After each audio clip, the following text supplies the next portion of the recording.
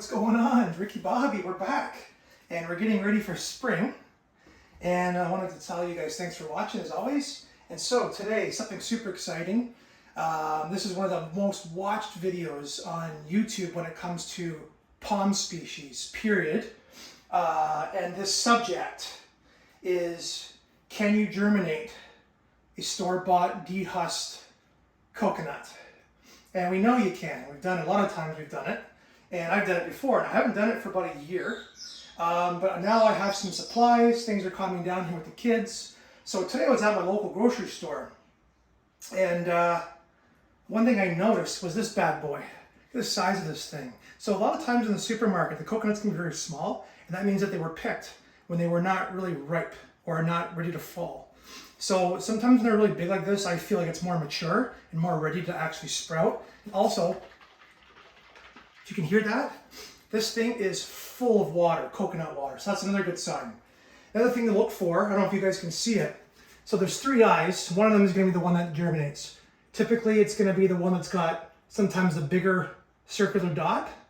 And one thing you want to look out for as well is mold. If you see any mold around this dot, this thing died in the supermarket or on the way. Sometimes these things are sealed in plastic.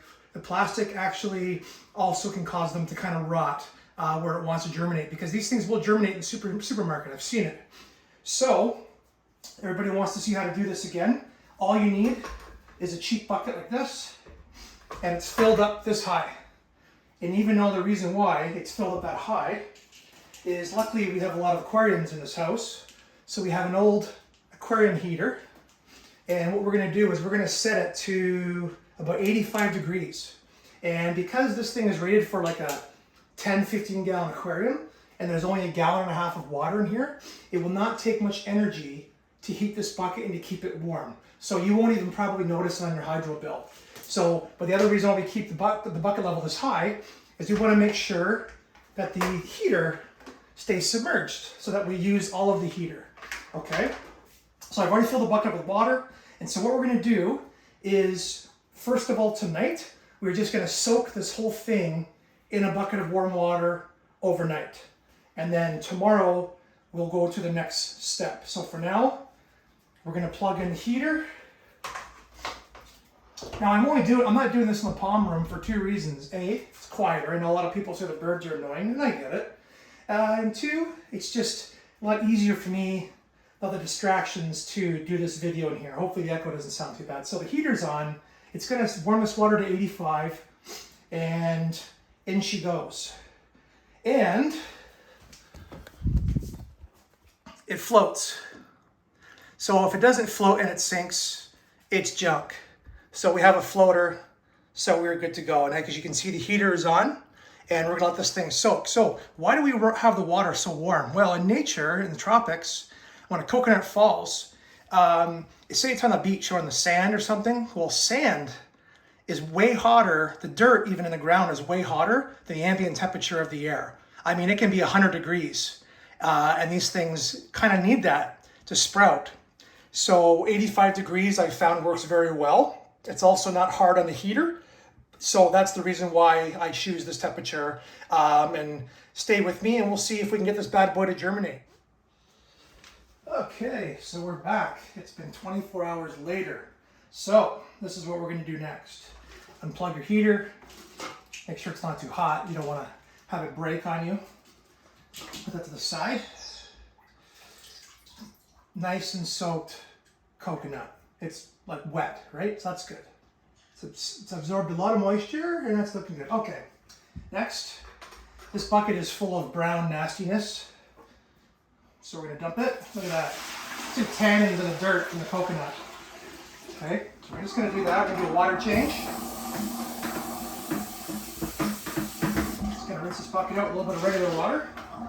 Next, we start filling this bucket back up. Same level we just had it. And then, you can take a Ziploc baggie. You can put a little bit of water in this if you want. Just a little bit. Just like that. Not much. There's so much moisture in the coconut that it will keep this bag humid. Coconuts love humid weather. You are not going to zip the bag up all the way. You're going to have a gap. But this bag will still stay humid. Okay? Also, you want the eyes to face up. Okay? I'm going to do that. Now we're going to float the coconut in the bag with the heater. Like that.